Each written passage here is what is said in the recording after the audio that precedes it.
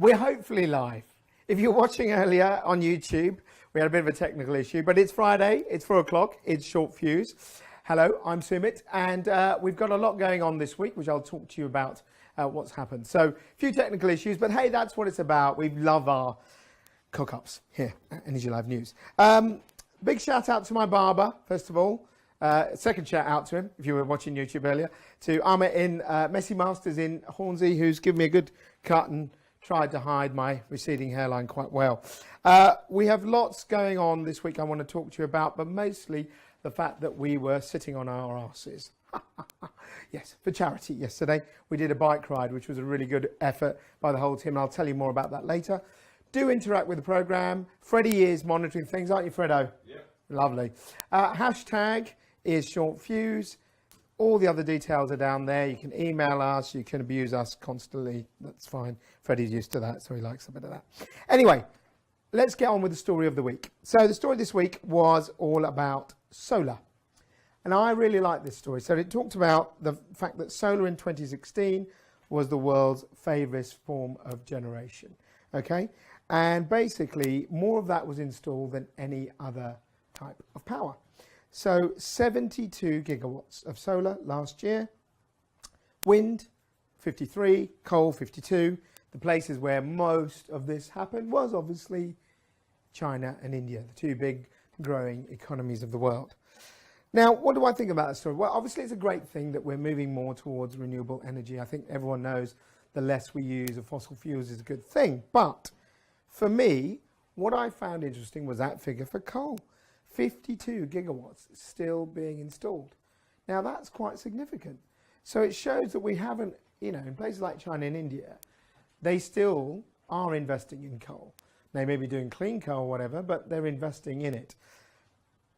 A good story and a bad story in some ways. I don't think that coal is terrible. I think that, in certain places you need it. You still definitely use that as an infrastructure building tool. But the solar does make sense. Solar makes sense, in my view, where it should be. So obviously in warm countries, obviously places with loads of daylight. Does it really make sense in Germany, which has installed loads, or here? I'm not that sure. Other things do. But a very interesting story nonetheless. Okay, what else happened? Well, this other story about coal caught my eye. This was about digitizing coal. Okay, and now this is a study by Capgemini who looked at how gas and coal plants could cut their operating costs by a whopping more than a quarter, 27%, and reduce emissions, which is also very important, by 5% by digitizing. So digitizing the way they operate. If you've ever been to a power station, we've been very lucky here at ELN to have gone to a few, excuse me, you know that, a lot of it is still a bit analog, valves and buttons and people pressing things and stuff like that. More and more of that has changed with technology, but we're moving to a responsive future. We're moving to a future where the grid will call up power and, rebalance things immediately. So what this study is showing that if you do more digitization, it will save cost and it'll help the environment. So I thought that was quite good. And the final story that caught my eye this week was a good one. And I would say this, obviously, jargon causes bill confusion. As they say in the pubs around here, no shit, Sherlock. Obviously, that's the case. The Institute of Policy and Public Research looked at this and said that punters were confused by their bills. Yeah, as if. It's something that we've all known. This is the problem, energy companies. Make it simple. Ask people out there, ask anyone what a kilowatt is. Don't really know. People can work out how many, iPads they've got going or how long they run the kettle for. And then you have such language in how you swap and change. My mum is like 75 and she never swaps. And I said, oh, Mum, you can do it. She's like, oh, no, I'm confused. And she's not the only one. I think that the use of simple language is vital. We do that here. And I think if we can do that, it would encourage people to switch more. It would encourage people, if they can understand it, to take a better interest in energy. And I think that would be a good thing for everyone. Right, enough about that. There'll be more stories later with our reporters. But first, it is Viewpoint. Okay, this week's viewpoint. It's a story that's ongoing right now. It's all about Greenpeace and a boat. The boat is called the Elbe Highway. Well, it's not a boat, it's a big cargo ship that was coming into Sheerness, packed with VW cars. Now, Greenpeace got on board this boat. They sort of put a flag up, and then 2 of them got arrested.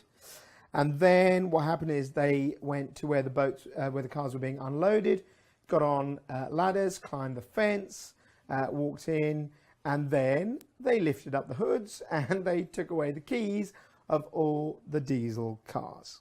So it was a campaign against VW, and obviously we all know about VW's emissions scandal a couple of years ago in 2015, the fact that they'd said their cars, particularly their diesel cars, were very more efficient than they really are, and they'd fake their results, blah, blah, blah, blah, blah. Okay, what do I think of this? Well, I think, obviously, I grew up with Greenpeace. You know, it started as, maybe people don't know this, it started as a group against nuclear missile testing in the seas around America when they were doing all their Pacific tests. And it started in sort of America, a bit of Australia, and moved, it's headquartered now in Amsterdam. Greenpeace did amazing things with Rainbow Warrior, taking on whaling and all of that, and raising issues. But I think it's lost its way over the last few years, and a lot of people have probably said that as well. Is Greenpeace about environmentalism and you know, raising sort of campaigns and saying these are things, or is it about protesting against the corporate world? I'm not sure whether that does anything. Right now, what are they doing? This ship that VW had that got stormed was also full of hybrid cars, yeah? And so, okay, what you're making a point saying, oh, diesel cars are bad. Well, again, people know that now. You know, governments have decided to phase out diesel cars. What does this do? VW are evil? Well, yeah. Well, then every corporation's evil. And, you know, Greenpeace have sent us stories in the past that have not been accurate. Most of the time it's fine. And there's nothing wrong with activism, you know. Hey, I used to be a student, right on doing the protesting. But I sometimes think that the campaigns they use these days are still stuck back in the 70s and 80s. And the world has moved on. And I think informing people, rather than just being reactionary, is better. What does this stunt do? Great. You know what? Everyone has the right to protest. They've been arrested. You know, they've probably cost VW a bit of money. But in the long term, has it done anything to say, oh, wow, everyone's going to stop driving VWs? If that was their aim, it ain't going to happen. If their aim was to get into the news, great. You know, good copy for us, journalists like me.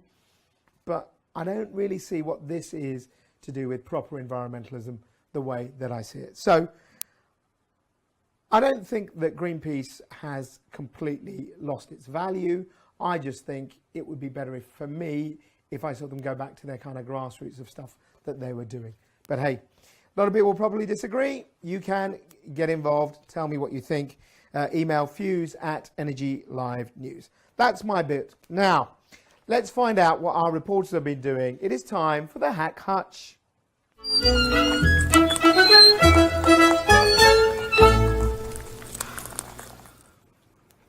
It's Pre. Hello. It's your turn this week. Yes. You can do a better job than Johnny. I'll try my best. Okay. What have you been up to? So I went to Switzerland with cameraman Alex Holder and bought you a small present. It's a bit Can you soggy believe now. that? Look, hang on.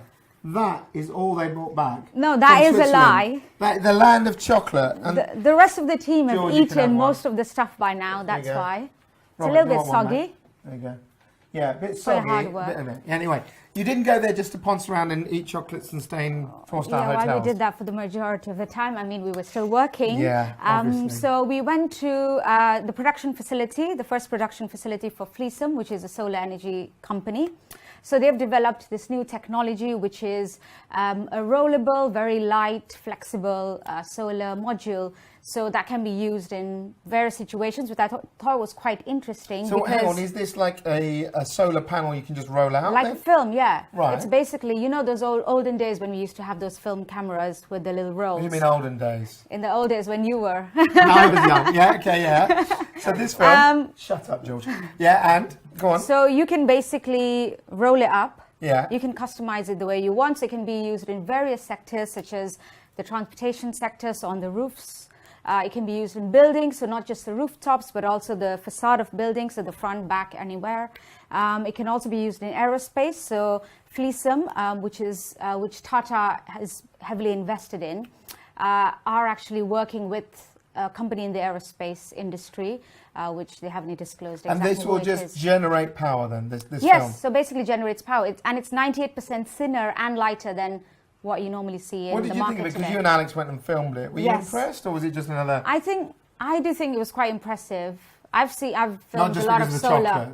No, not just because of the chocolates. No, but in all seriousness, do you think it might be something that could? I think it could be revolutionary in the sense that it can be used in a lot of different industries. And I think that's the thing that puts a lot of people off. You have a big solar panel, it's heavy.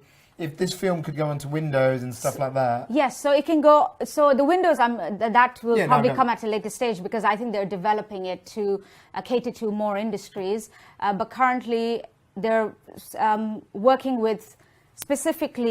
customizing it for the aerospace sector. So there's a big project which they're going to be announcing hopefully in the next couple of months. Excellent. But we will have a film. A full film which will be out next week, so please do keep an eye out for that with more information on it. Have you stopped on that now? Yes. Thank you. And what else? I was getting excited. Yeah, okay, all right, enough. And what else? This week, very interesting stories. So do follow us on Twitter, Facebook, social media to find out.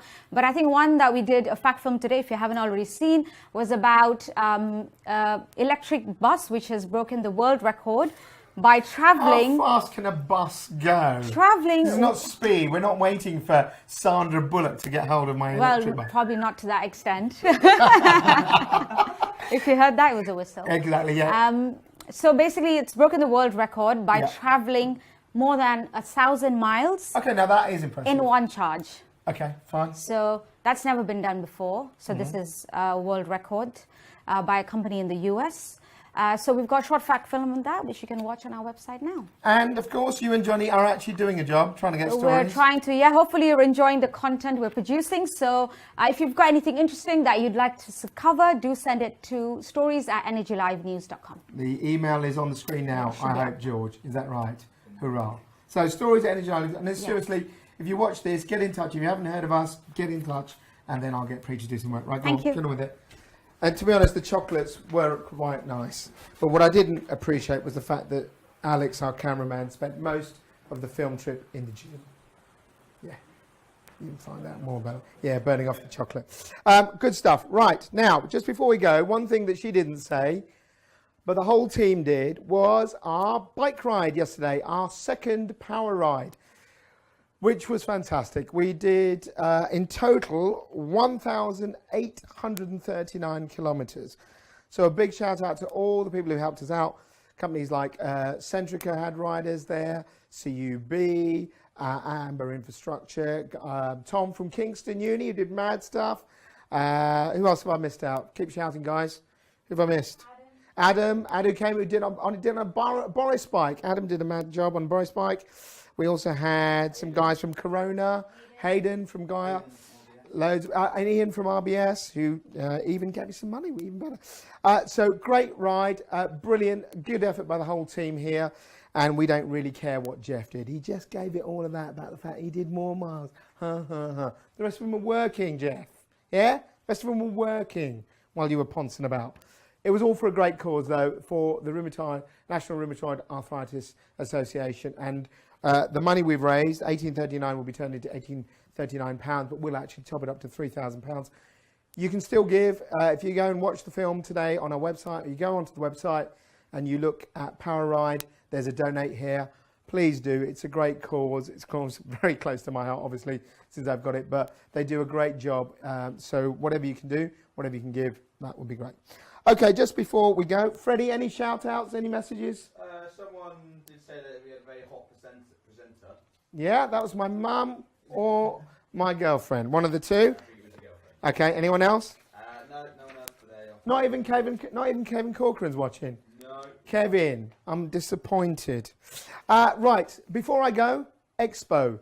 If you are an energy end user, come along to Expo, the 2nd of November at the QE2 Centre in London. We have a packed schedule for you. We've got another speaker, Alan Whitehead, will be coming along now, so we've just confirmed him. We've got Mark Gregory, who's the Chief Economist of EY, giving you the financial picture, particularly on the day that Brexit stuff has been kicking off today. And then, obviously, we're hoping to have the Secretary of State as well, Greg Clark. Plenty of content, 4 big arenas of content, plus much, much more. Great coffee area that will be sponsored by Corona. So come along, enjoy the day, put that date in your diary, get in touch with Freddie, get in touch with Jeff, and make sure you're registered. 250 gone, we've got 250 left, so get your names down there. That's about it. Do hope you've enjoyed the show, despite the little false start, but that's George for you. He's renowned for that. Get in touch with us, use that hashtag, use that stuff. If there's stories you want us to cover, please use the stories email. We'll see you again very soon. See you next Friday.